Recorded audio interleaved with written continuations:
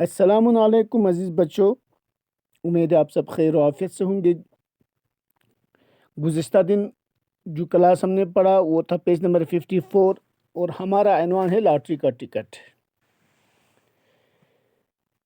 سلیم اور منشی جی گفتگو کر رہے ہیں۔ کہتے ہیں سلیم سے منشی کہتے ہیں کم سے کم 500 روپے تو باورچی کا خرچہ ہونا ہی چاہے۔ سلیم حیران ہو کہتے ہیں یعنی 500 ماہوار بڑھنے نہ پائے گا، یعنی کہ منتھلی، جس کو ماہوار منتھلی مہینے میں 500 روپے کی آپ بات کر رہے ہو؟ منشی کہتے ہیں اور نہیں تو کیا 500 روپے؟ بھائی بڑے بیوقوف ہو، ذرا یہ غور کرو کہ آئے دن میرے یہاں بڑے بڑے راجا اور نواب مہمان ہوا کریں گے۔ کہتے ہیں آپ کیا بات بولتے ہو؟ سال میں 500 روپے کی میں بات کر رہا ہوں کیا؟ بھائی جب میرے پاس بڑے بڑے لوگ ہوں گے، ذرا غور کرو آپ کتنے بیوقوف ہیں۔ ہاں، بڑے بڑے راجے نواب مہمان کے طور پر یہاں پر آئیں گے، نوکر چاکر مامائیں دائیں مغلانیاں وغیرہ ملا کر نہیں تو کوئی 30-40 آدمی تو گھر ہی کے ہو گئے، بلکہ میرا خیال کہ مجھ کو 500 سے زیادہ کی منظوری دینا پڑے گی۔ منشی کہتا ہے بھائی جب یہ سارے رشتہ دار مہمان ساروں کو ملا کر جب ہم دیکھیں گے تو 30-40 نفر تو ہو جائیں گے کم سے کم، تو میرے خیال میں تو 500 روپے کم ہوں گے، تھوڑا 500 سے بھی زیادہ بڑھانا پڑے گا۔ کیا خیال ہے تمہارا؟ سلیم کہتے ہیں میری رائے میں بھی میں بابی بھی کو بھی بلا لیجئے پھر حساب لگے۔ سلیم کہتے ہیں میرے خیال میں تو اس بات میں مشورے میں تو بابی کو بھی لانا پڑے گا، پھر ہم حساب کریں گے۔ بیوی جو کسی کام سے ان کے پاس سے ہو سکتی، یہ ڈرامہ ہے، پریکٹیکلی ہوتا ہے تو زیادہ خوبصورت لگے گا۔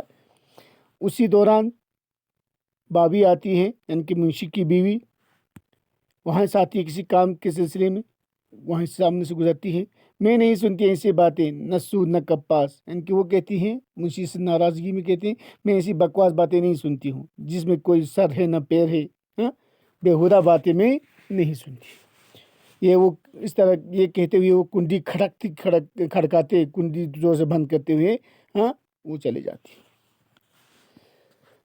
اچھا، منشی گڑبڑا کر نہیں کنڈی کھڑکھڑانے کی آواز تھار والا آواز دیتا ہے۔ اسی دوران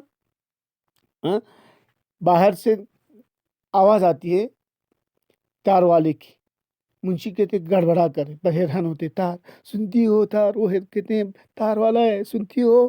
میاں سلیم سے مخاطب کو تار دوڑ کر باہر جاتا ہے۔ سلیم یہ تو واقعی تار، جب وہ جاتے تو وہاں دیکھتے کہ وہ ڈاکیا ہے۔ تھار یعنی واقعی تار؟ بیوی وارے تیری شان تو نے دن پلٹ دیے۔ حیران وہ کہتی ہے خدایا تو نے کیا کیا، یہ تمہاری شان دیکھو، تم نے ہمارے دن پلٹ دی، کیونکہ سپنے دیکھ رہے تھے نا مجھے وہاں پر۔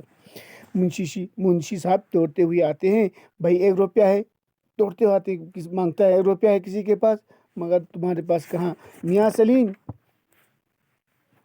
1 روپیہ تو ہو تو تار والے کو سلیم سے کہتا ہے میاں سلیم اگر آپ کے پاس 1 روپیہ ہے تو ڈاکیے کو دے دینا۔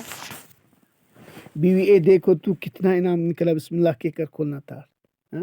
جب وہ پوسٹ کو لیتے ہیں، ڈاک کو لیتے ہیں ہاتھ میں، کہتی منشی بیوی کہتی ہے ذرا دیکھو انعام کتنا ہے، بسم اللہ کہہ کر تار کھولنا۔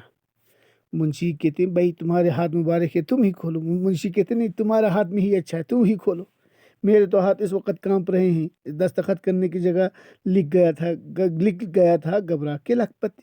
منشی کہتے ہیں اس وقت میرا ہاتھ گھبرا رہے ہیں، میں نے جہاں دستخط کرنا وہاں پر میں نے لکھپتی لکھ دیا تھا۔ بیوی کہتے تو تم خود ہی کیوں نہیں کھولتے، تم خود کیوں نہیں کھولتے ہو؟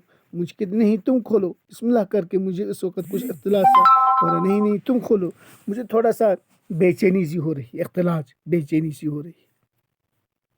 بیوی کہتی لو پڑھو، کھولتی ہے اور دیتی ہے۔ منشی کہتے ہیں لینا سلیم میاں دیکھو رقم کتنی ہے، کدھر گیا میرا چشمہ؟ کہتا ہے سلیم سے مخاطب ہے سلیم ذرا اس کو پڑھنا نا، کتنا ہے رقم؟ پتہ نہیں میرا چشمہ کہاں گیا، مجھے تو نظر بھی نہیں آ رہا۔ سلیم کہتا ہے ارے منشی جی کیوں کیا بات ہے؟ سلیم جب پڑھتا ہے تو کہتے ہیں ارے حیران ہوتا ہے، تعجب کہتے ہیں، تو منشی پوچھتے ہیں کیا بات ہے؟ سلیم کہتے ہیں محمود بھائی کا تار ہے، محمود کے بھائی کا تار ہے، یہ خط محمود بھائی کا ہے، کل شام بابی جان نے انتقال فرمایا ہے۔ منشی جی بڑھائی ہوئی آواز میں، یعنی کہ رونی سی آواز میں کہتے ہیں غور سے پڑھو سلیم، بھی کہتی ہائے میری رضو کے مرنے کا تار ہے، روتی ہے، افسوس کرتی ہے۔ سلیم کہتی بابی جان صبر کرو، سلیم بابی کو تسلی دیتے۔ منشی کہتے لوگوں میں اپنے دل کو کیسے سمجھاؤں، ارے مجھے پکڑو، یہ کہتے ہوئے وہ گر پڑتا ہے، یہ روتی ہے اور اسی وقت ڈرامہ ختم ہوتا ہے، پردہ پڑتا ہے اور یہ ڈرامہ اسی طرح تمام ہوتا ہے۔